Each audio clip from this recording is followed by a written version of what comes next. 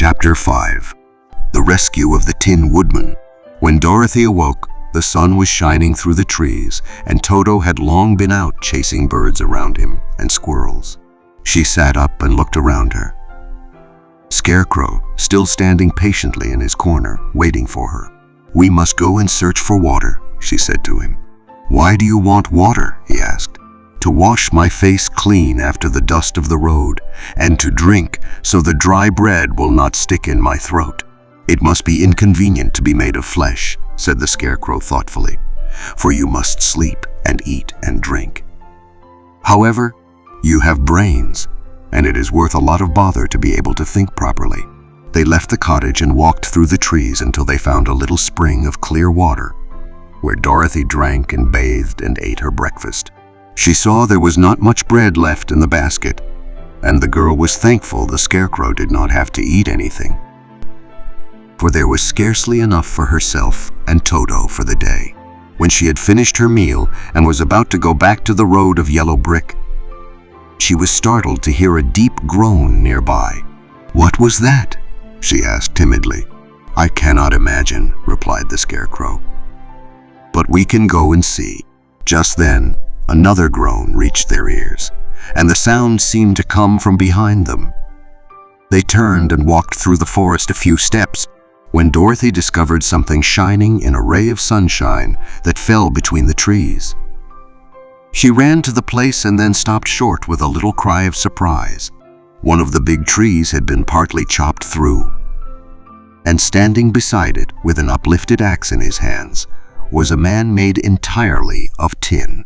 His head and arms and legs were jointed upon his body, but he stood perfectly motionless, as if he could not stir at all. Dorothy looked at him in amazement, and so did the Scarecrow, while Toto barked sharply and made a snap at the tin legs, which hurt his teeth. "Did you groan?" asked Dorothy. "Yes," answered the Tin Man. "I did. I've been groaning for more than a year, and no one has ever heard me before or come to help me. What can I do for you?" she inquired softly, for she was moved by the sad voice in which the man spoke. "Get an oil can and oil my joints," he answered. "They are rusted so badly that I cannot move them at all. If I am well oiled, I shall soon be all right again. You will find an oil can on a shelf in my cottage." Dorothy at once ran back to the cottage and found the oil can. And then she returned and asked anxiously, "Where are your joints?" "Oil my neck first," replied the Tin Woodman. So she oiled it, and as it was quite badly rusted, the Scarecrow took hold of the tin head and moved it gently from side to side until it worked freely, and then the man could turn it himself. "Now oil the joints in my arms," he said. And Dorothy oiled them, and the Scarecrow bent them carefully until they were quite free from rust and as good as new. The Tin Woodman gave a sigh of satisfaction and lowered his axe, which he leaned against the tree. "This is a great comfort," he said. "I have been holding that axe in the air ever since I rusted, and I'm glad to be able to put it down at last. Now if you will oil the joints of my legs, I shall be all right once more." So they oiled his legs until he could move them freely, and he thanked them again and again for his release, for he seemed a very polite creature and very grateful. "I might have stood there always if you had not come along," he said. "So you have certainly saved my life. How did you happen to be here?" "We are on our way to the Emerald City to see the Great Oz," she answered. "And we stopped at your cottage to pass the night." "Why do you wish to see Oz?" he asked. "I want him to send me back to Kansas, and the Scarecrow wants him to put a few brains into his head," she replied. The Tin Woodman appeared to think deeply for a moment. Then he said, "Do you suppose Oz could give me a heart?" "Why, I guess so," Dorothy answered. "It would be as easy as to give the Scarecrow brains." "True," the Tin Woodman returned. "So, if you will allow me to join your party, I will also go to the Emerald City and ask Oz to help me." "Come along," said the Scarecrow heartily, and Dorothy added that she would be pleased to have his company.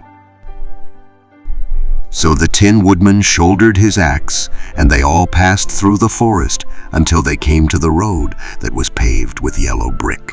The Tin Woodman had asked Dorothy to put the oil can in her basket. "For," he said, "if I should get caught in the rain and rust again, I would need the oil can badly." It was a bit of good luck to have their new comrade join the party, for soon after they had begun their journey again, they came to a place where the trees and branches grew so thick over the road that the travelers could not pass. But the Tin Woodman set to work with his axe and chopped so well that soon he cleared a passage for the entire party. Dorothy was thinking so earnestly as they walked along that she did not notice when the Scarecrow stumbled into a hole and rolled over to the side of the road. Indeed, he was obliged to call to her to help him up again. "Why didn't you walk around the hole?" asked the Tin Woodman. "I don't know enough," replied the Scarecrow cheerfully. "My head is stuffed with straw, you know, and that is why I'm going to Oz to ask him for some brains." "Oh, I see," said the Tin Woodman. "But after all, brains are not the best things in the world. Have you any?" inquired the Scarecrow. "No, my head is quite empty," answered the Woodman. "But once I had brains and a heart also. So, having tried them both, I should much rather have a heart." "And why is that?" asked the Scarecrow. "I will tell you my story, and then you will know." So while they were walking through the forest, the Tin Woodman told the following story. "I was born the son of a woodman who chopped down trees in the forest and sold the wood for a living. When I grew up, I too became a wood chopper. And after my father died, I took care of my old mother as long as she lived.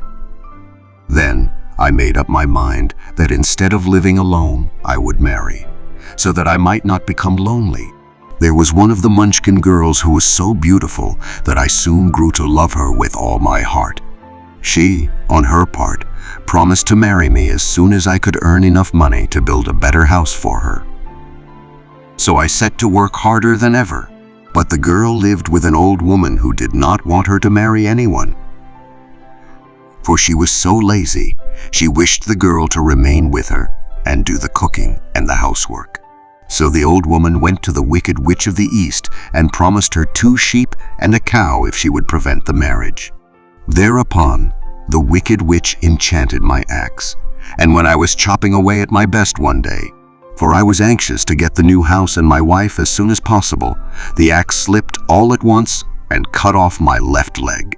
This, at first, seemed a great misfortune, for I knew a one-legged man could not do very well as a wood chopper. So I went to a tinsmith and had him make me a new leg out of tin. The leg worked very well once I was used to it, but my action angered the Wicked Witch of the East, for she had promised the old woman I should not marry the pretty Munchkin girl. When I began chopping again, my axe slipped and cut off my right leg. Again, I went to the tinsmith, and again he made me a leg out of tin. After this, the enchanted axe cut off my arms, one after the other. But nothing daunted, I had them replaced with tin ones.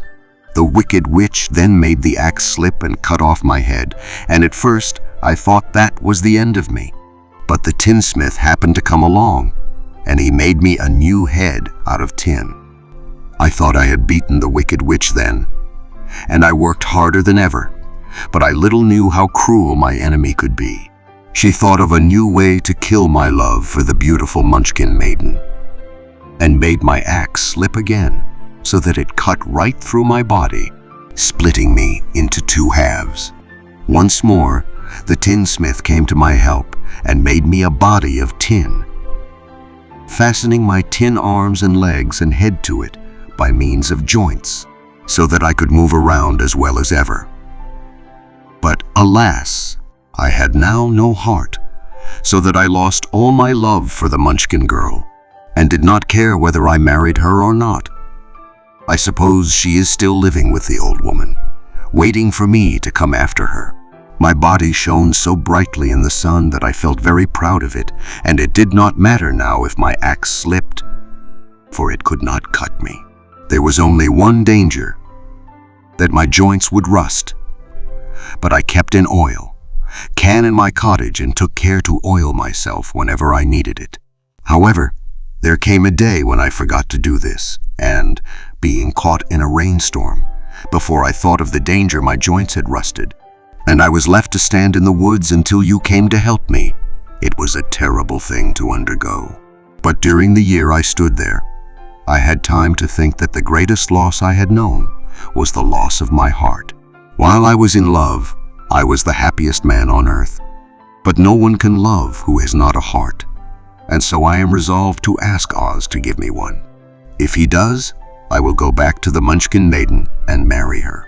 Both Dorothy and the Scarecrow had been greatly interested in the story of the Tin Woodman, and now they knew why he was so anxious to get a new heart. "All the same," said the Scarecrow, "I shall ask for brains instead of a heart, for a fool would not know what to do with a heart if he had one." "I shall take the heart," returned the Tin Woodman, "for brains do not make one happy, and happiness is the best thing in the world." Dorothy did not say anything, for she was puzzled to know which of her two friends was right, and she decided if she could only get back to Kansas and Autumn, it did not matter so much whether the Woodman had no brains and the Scarecrow no heart, or each got what he wanted. What worried her most was that the bread was nearly gone, and another meal for herself and Toto would empty the basket. To be sure, neither the Woodman nor the Scarecrow ever ate anything. But she was not made of tin nor straw, and could not live unless she was fed.